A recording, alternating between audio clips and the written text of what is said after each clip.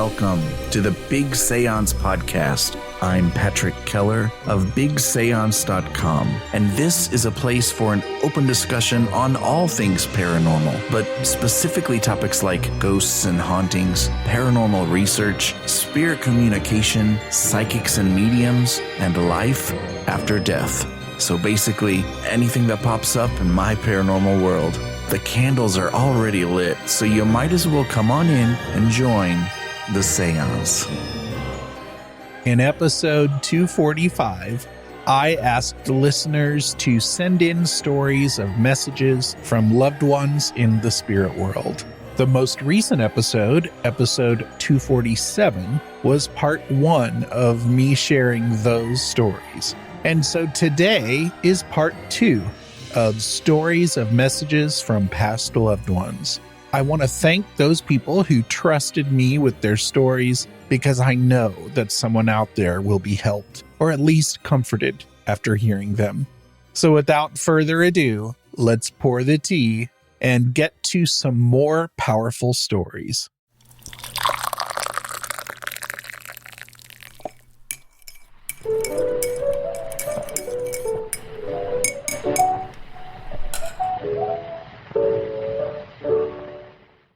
First up will be a familiar voice, our friend Leslie, who is co-host of the Living Dead Girls podcast. So I could tell this story and it could go on for an hour if I really went into all of the details. So I'm going to try to keep this kind of short with the hopes it doesn't lose value and feeling. And I'm probably going to get choked up while I tell this story too. So my mother died very suddenly when she was 61. And I had moved home. Well, I shouldn't say moved.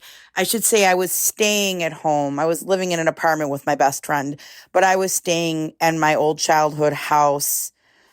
I was staying there more often to help my mother because she was not well. But she wasn't on like death's door, nor did she have some kind of terminal illness. She had a very rare insulin resistancy that led to a very difficult type of diabetes and had the same genetic heart condition that I have. So it was complicated. And back then, still happens now, but back then, doctors just wrote everything off. She was misdiagnosed for a very long time, and a lot of things went on that shouldn't have, and she didn't get the care she needed, and that's a whole story unto itself. So she passed away in the house. I'm actually the one that found her, and I actually had found her previous times in the throes of diabetic-related complications and managed to save her, but this time I did not. And so it was very heavy. So I went into a bit of a disassociative state because I really wasn't given the space to grieve, not on purpose, but my father was not well. Her friends were not well. She knew so many people. Her funeral was jammed to the walls. I was so overwhelmed. I really couldn't grieve or be sad. I had to take care of everybody else and my dad. So I just, after, a week or so passed, my family observed Shiva, even though my mother wasn't Jewish. It was something my father wanted. So after that time passed, the house quieted down, and I just kind of went through the motions and did my dad's laundry and cooked meals and made sure he was okay and went to work and did those things. And I remember going down into the basement where the laundry room was, where my mother's desk was, and all of her art supplies were, because she was a painter and she sketched and created a lot of things. But she had a desk where she did like writing and, artsy things. I still have the desk, by the way. It's here with me in my home because I actually made sure that I took that when I moved. And I was a very messy laundry person. I was a kid, So living in the house when I was a kid, I would just do my laundry and throw it all on top of her desk and then just kind of take what I needed instead of like folding things and taking it upstairs. Like I would just grab what I needed. So one day my mom threw all of my stuff on the floor and put a sign on the desk that she wrote on an envelope with a Sharpie marker, which I still have, that said, please do not put anything on this desk. Or I think it said, please do not put things on this desk. I'll have to check. The envelope is, of course, I just saw it a few weeks ago, and then I thought, I'll put this somewhere where it will never get lost. And now, of course, I can't find it, but I know it's in my office somewhere, in my house. Please do not put things on this desk. And she propped it up against a can of her paint that she used, right? To keep me from throwing things on her desk. So, fast forward now, that sign sat on that desk for years. And it was always funny. I would laugh at it and make fun of it all the time. But so now she has passed away and I'm in the house and I'm downstairs doing my father's laundry and mine too. And I walk past the desk and I see that sign and I just get this like rock in my stomach. Like I literally looked at the sign and said, I can't do this right now, Mom. I'm so sorry. And I turned the sign down and put it flat on the desk in like a respectful way. Now, keep in mind, for me, having messages or contact with past loved ones, I've never really believed in that because, I don't know, people tell these fantastical stories of like this contact they've had with their ancestors and mothers and fathers and friends. And I just have never had that. I haven't. And sometimes I would be kind of bitter about that because I certainly have made effort to make that happen or to believe. And so, I don't know, I put that sign down and went and pulled the laundry out of the dryer. Well, I switched stuff from the washer to the dryer, and then I had stuff for the dryer. And of course, I had it in a big bundle in my hands and went to go put it on the desk. Because that's just, I don't know, that's what I did when I was a teenager, right? Would you know that sign was standing straight back up against that paint can? And the wind was taken right out of my being. I literally fell to the floor and dropped all of my laundry because I know I put that sign down. And I know I even spoke and said, I'm sorry, Mom, I can't do this right now. It's too heavy for me. And would you know that I sat on the floor in my laundry in shock and said, Mom, are you there? Are you there? Like, can you give me a sign? Am I imagining this? Am I mentally ill? Did I not really put that sign down? And, I didn't get anything. So I was down there for quite a while. I eventually got up off the floor and picked up the laundry and put it on top of the dryer and then went upstairs and just went to sleep because I was so shook by that. And there's actually even more to that story that goes on after because I did actually seek out a medium in Salem, actually. And that's a whole story unto itself, who confirmed some things and also became a conduit of like maybe potentially more contact with my mother and my grandmother. But that sign story, I still question if I put that sign down. But I'm pretty sure I did because I verbally acknowledged it. And that's one of the only stories I have that I feel confident telling. The rest is kind of like, oh, maybe that was a sign. Or like, maybe I just got a message. Like sometimes I will talk to my parents out loud when I'm home alone.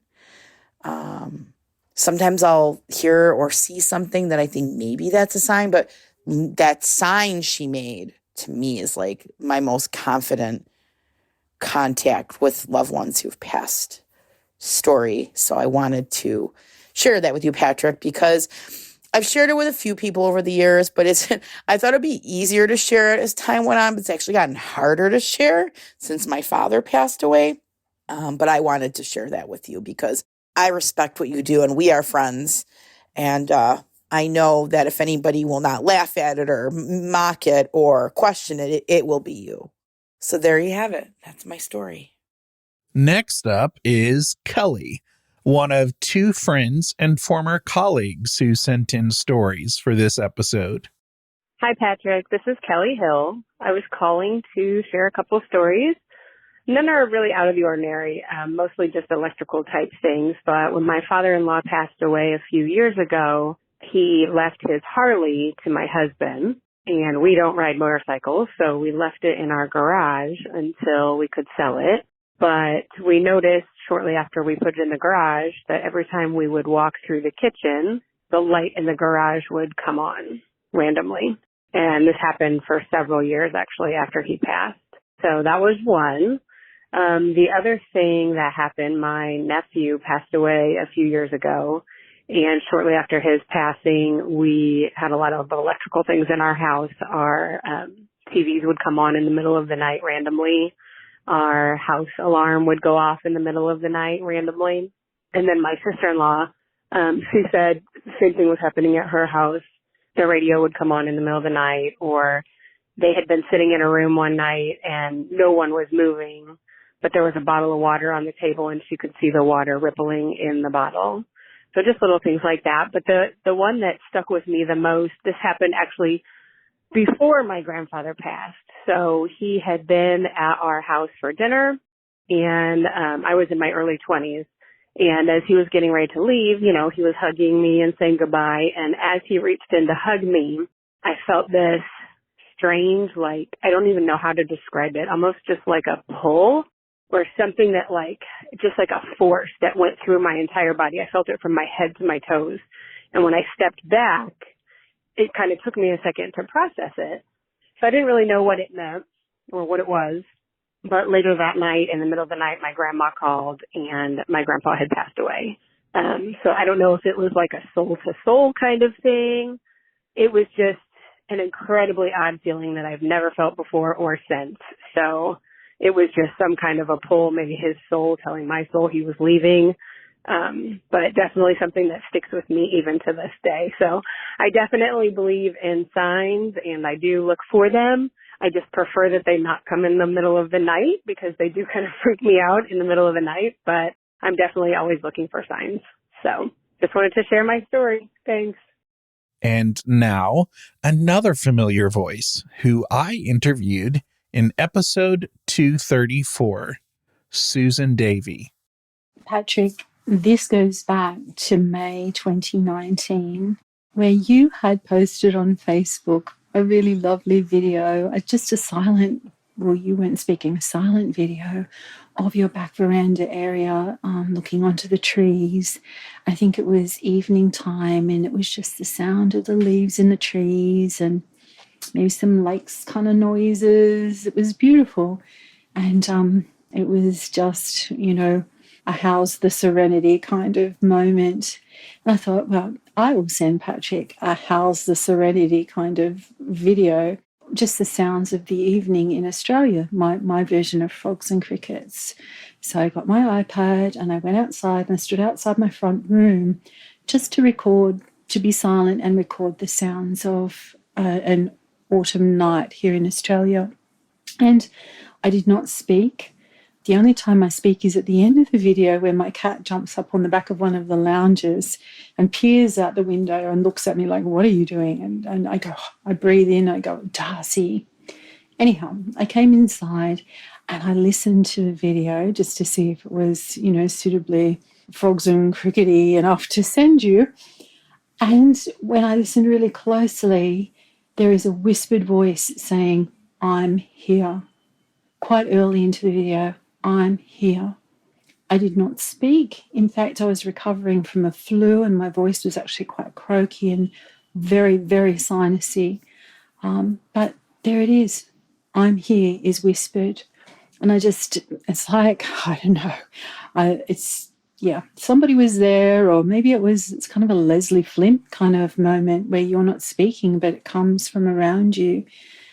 But I rang my brother, and he lives in our nation's capital and he works in scientific research.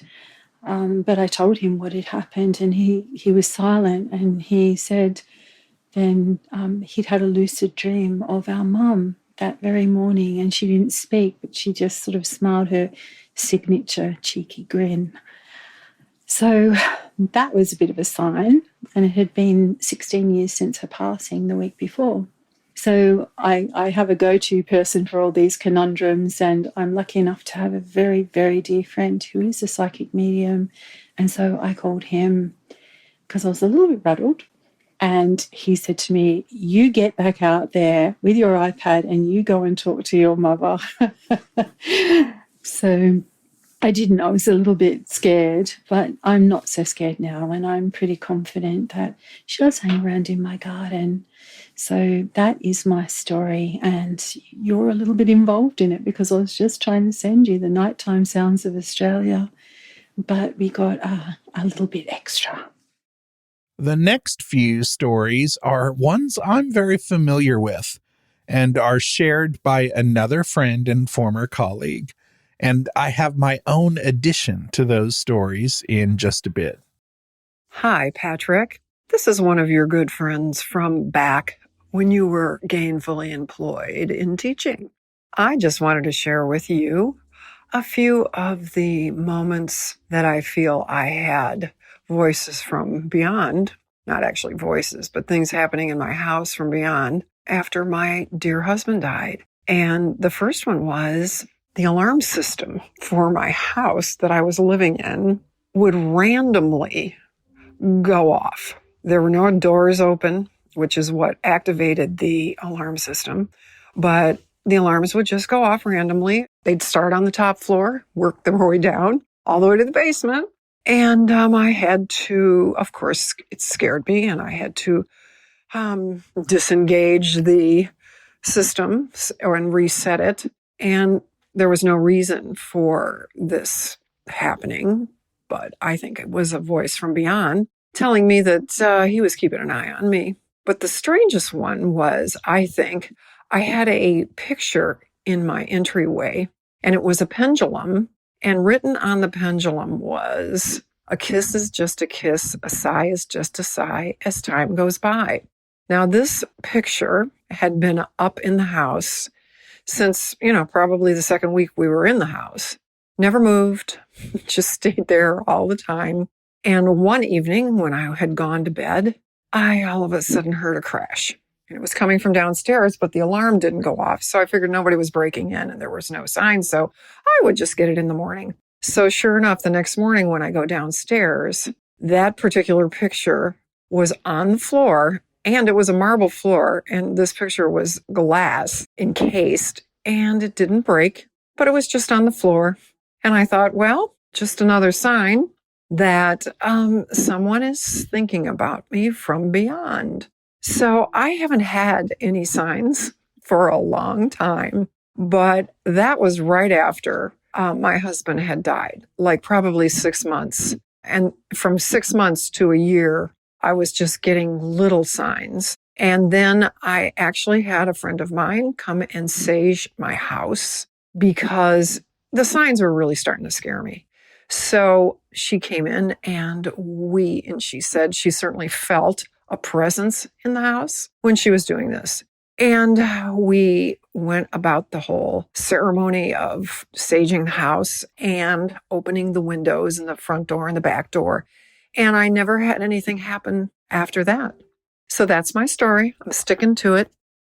So, keeping these last few stories in mind, I want to add a little personal story about a dream I had when I feel like it's possible that I had a visit from my colleague's husband from the other side.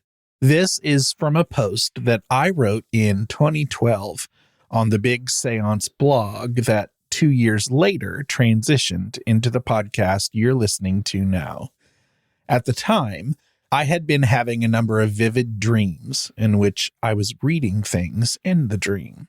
Here's my account of that dream 12 years ago. And perhaps one of my cooler dream experiences was just a few nights ago and involved a friend and coworker's husband who passed away several years ago. In my dream, I was at my friend's house working on some kind of project for work. After working on it late into the night, I ended up crashing there. When I woke up, I found that my friend's husband, who appeared to be alive in this part of the dream, had left me sketches and notes in the margins of a packet of information that we were working on. He was apparently trying to help us out. It is unclear what the sketches were for and why, but I was able to draw the sketches from memory for my friend yesterday. What makes the details of this dream more important is the fact that before I woke up, he was right in front of me with the warmest light all around him. At this moment, it was clear to me that his spirit was right in front of me, and I realized that this was not a part of the earlier dream. He smiled at me without saying a word. I told him that he was loved and asked if there were any messages I should pass along. Once again, I really do think that at that point, I was so moved and impressed with what was happening that I woke myself up. I never got any messages after asking. So there you have it. Next up is Bruce, who shared 3 stories in part 1.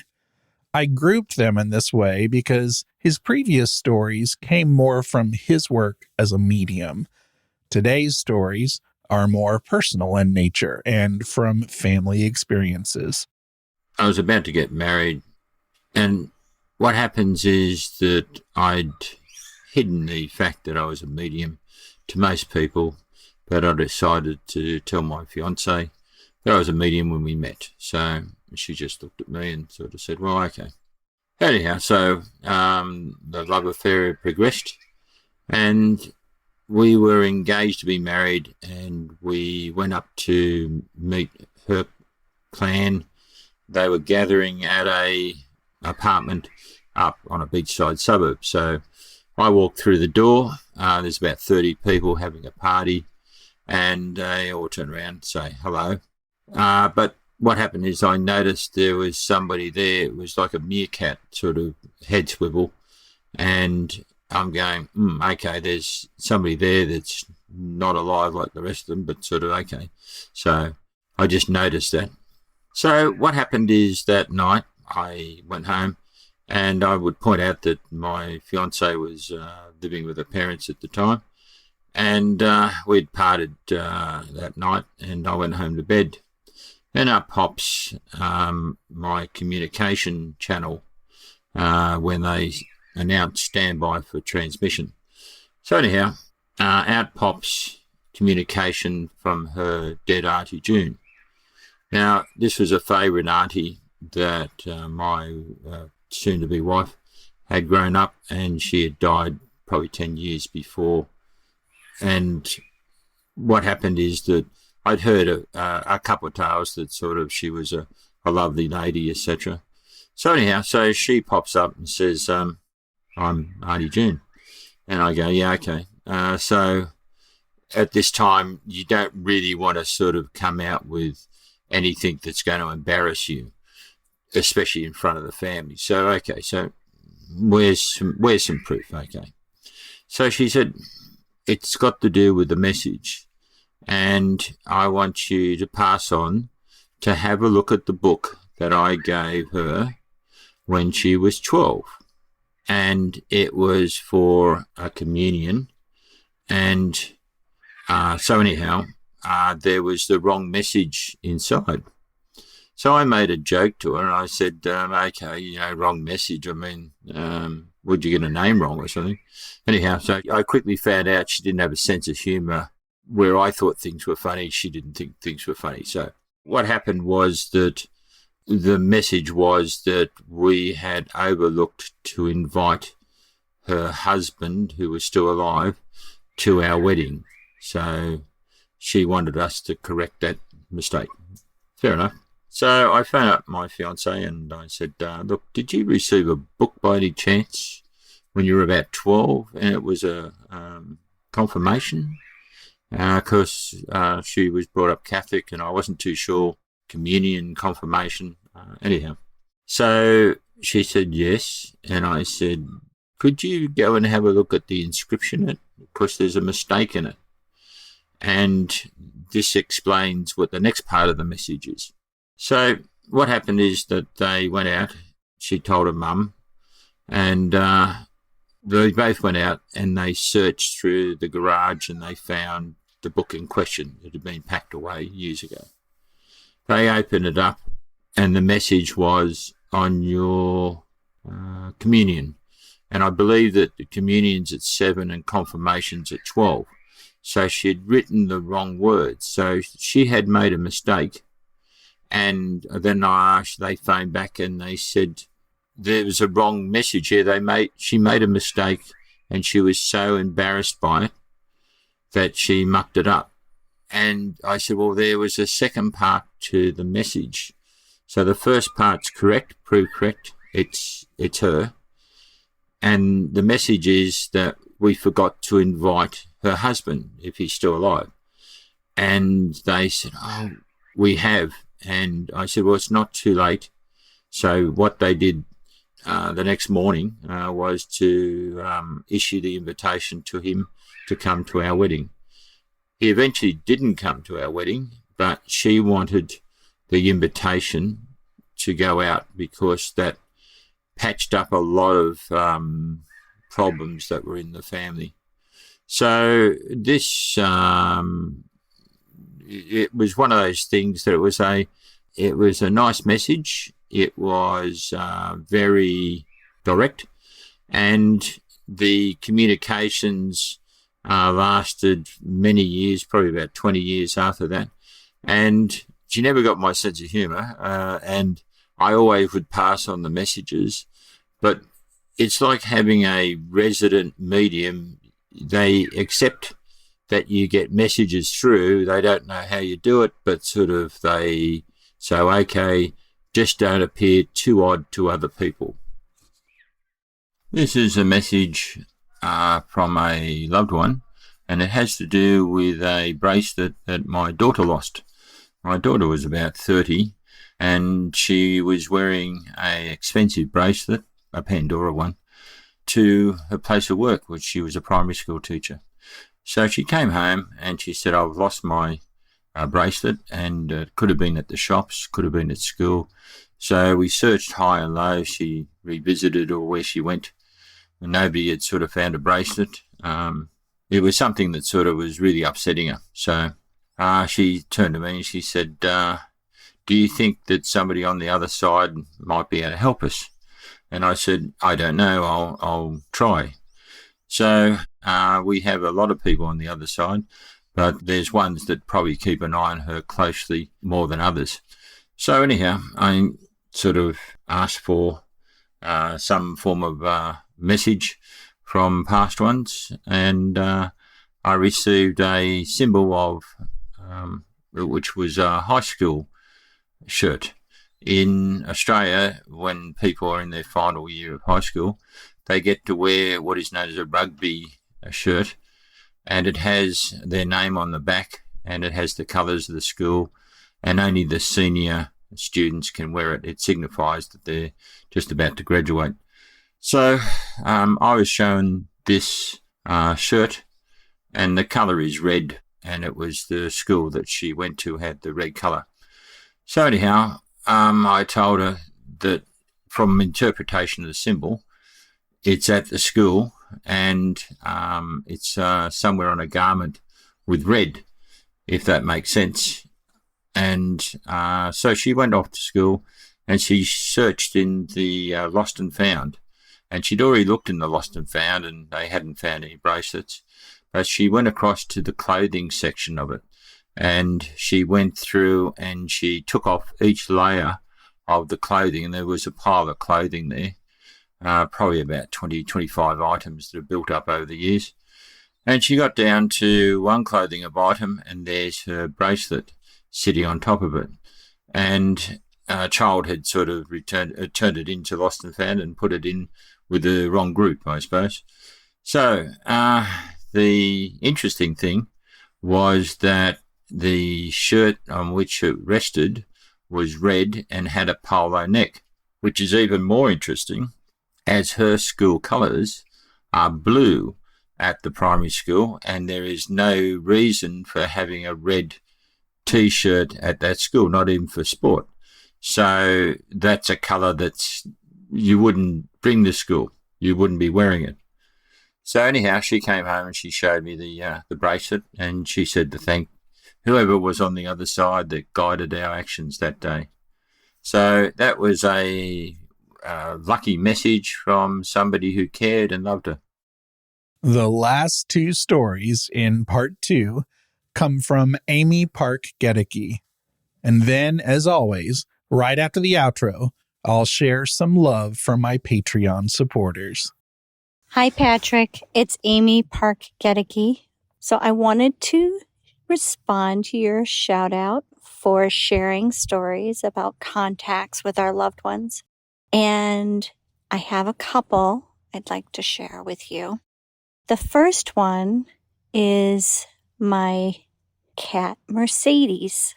When I was a little girl, I wanted desperately to have a Siamese cat. And my mother was able to find 2 Siamese cats that were rescued. And their names were Sebastian and Mercedes. And I've been blessed with many, many wonderful animal friends, loved ones over the years. But Mercedes was particularly special, and she's the one who I'm going to talk about today. So Mercedes, I met Mercedes when I was in 7th grade, and she made her transition. She passed away after I finished my master's degree. So we were together for a very long time, and Mercedes was a very special friend who always just seemed to know when I needed her most.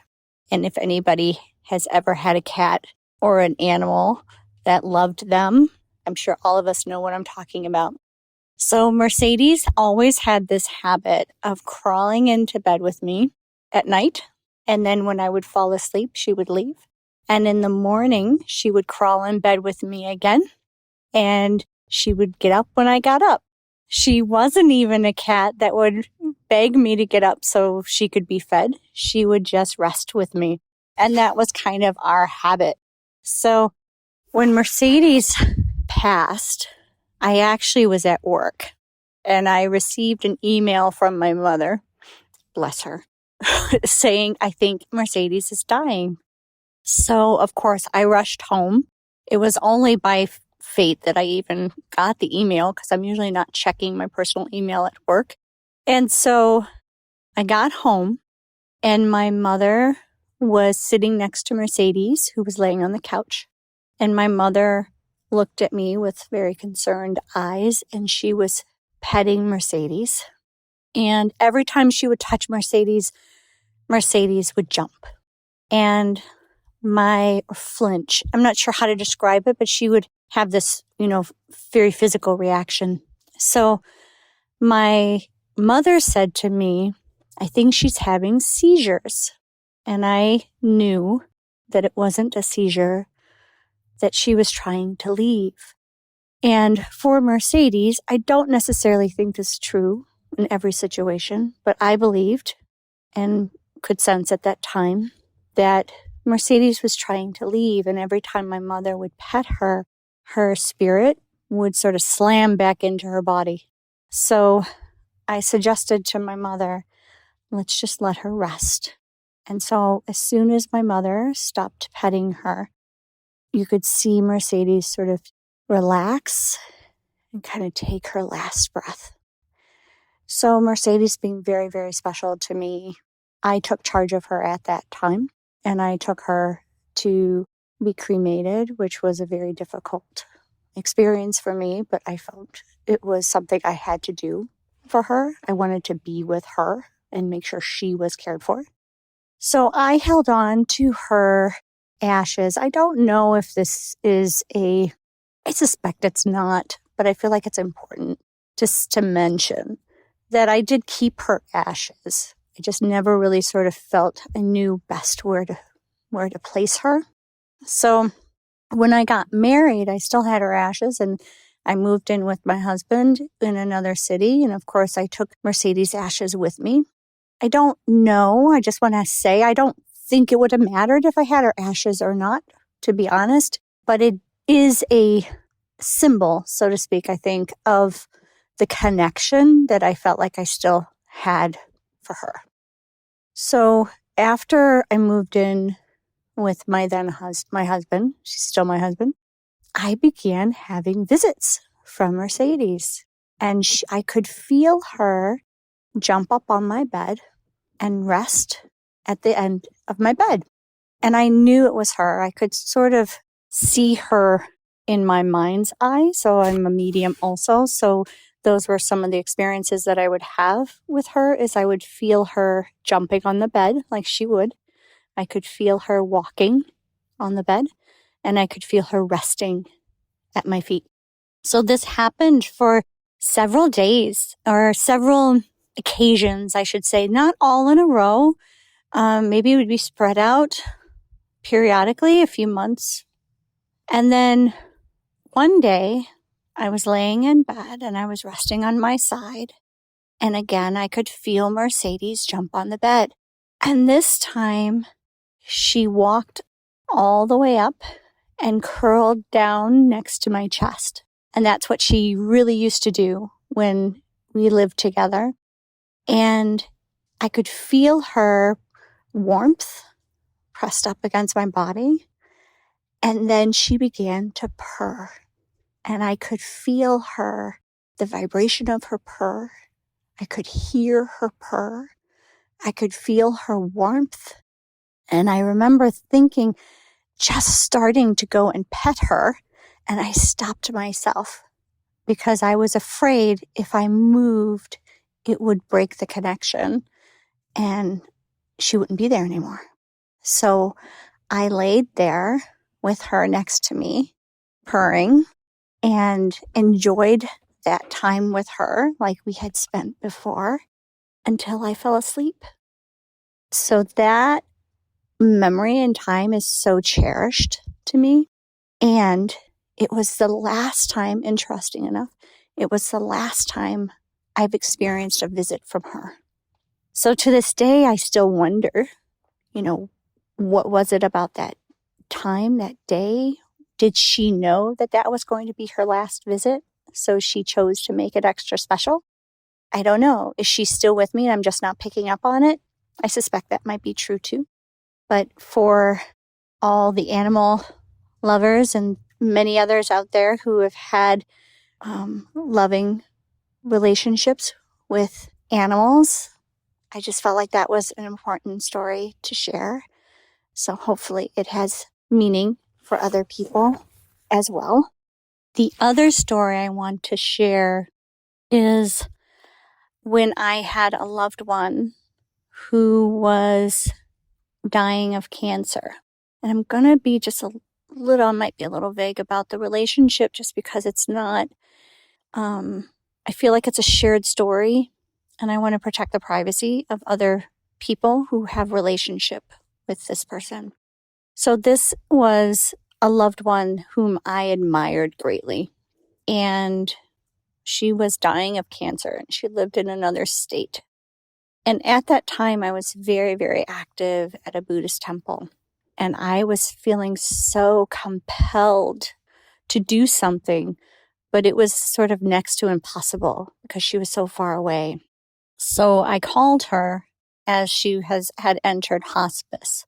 And I asked her, "What can I do for you?" And she said, "Talk to me. Call me and talk to me." So I agreed. But shortly after that conversation, she slipped into, I don't want to call it coma. It's not coma. Others will know what I'm talking about. But she wasn't able to talk anymore. She had slipped into a sleep before her passing.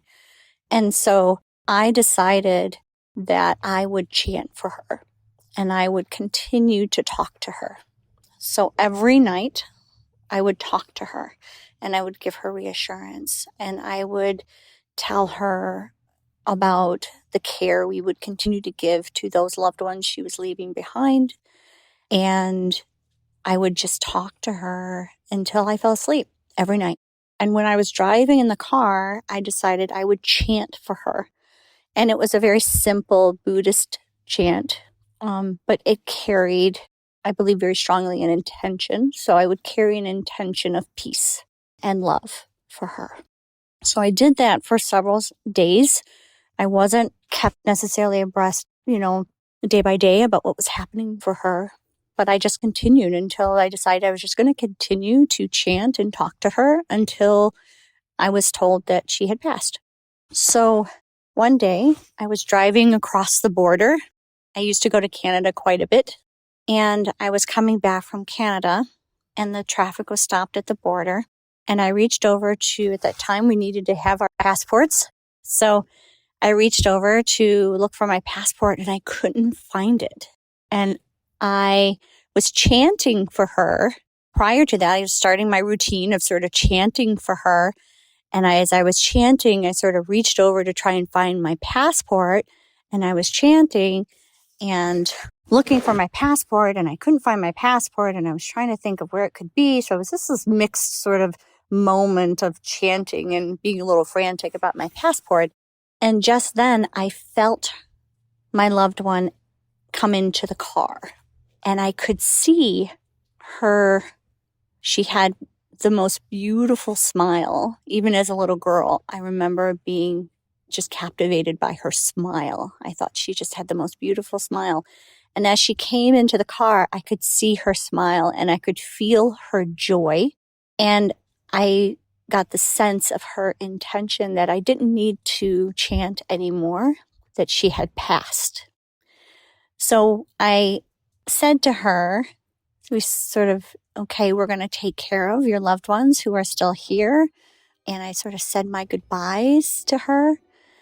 And as the car in front of me moved, I sort of lost, we were interrupted, so to speak. And I could sense from her, we would call it clairaudient, to check for my passport again.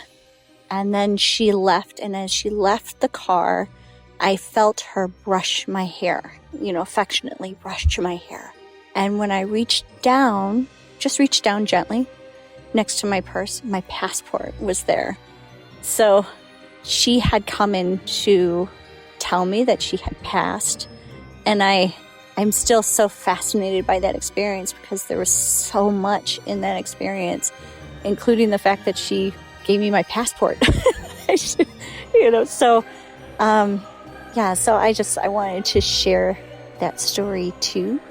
And hopefully it illustrates the many different ways that our loved ones can still interact with us.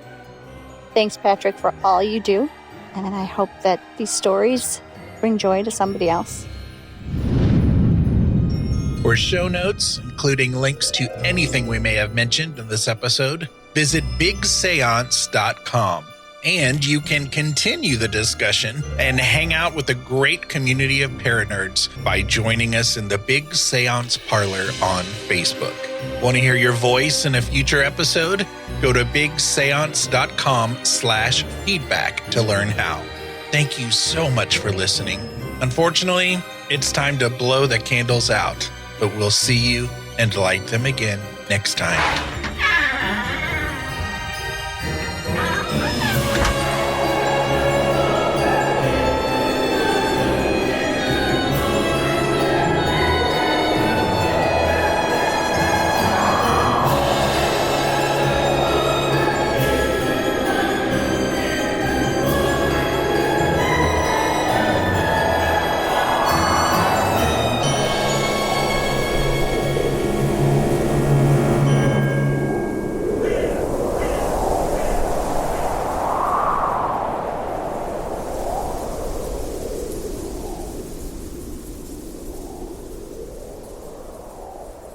Thank you to the following super Paranerds who support this show at patreon.com/bigseance.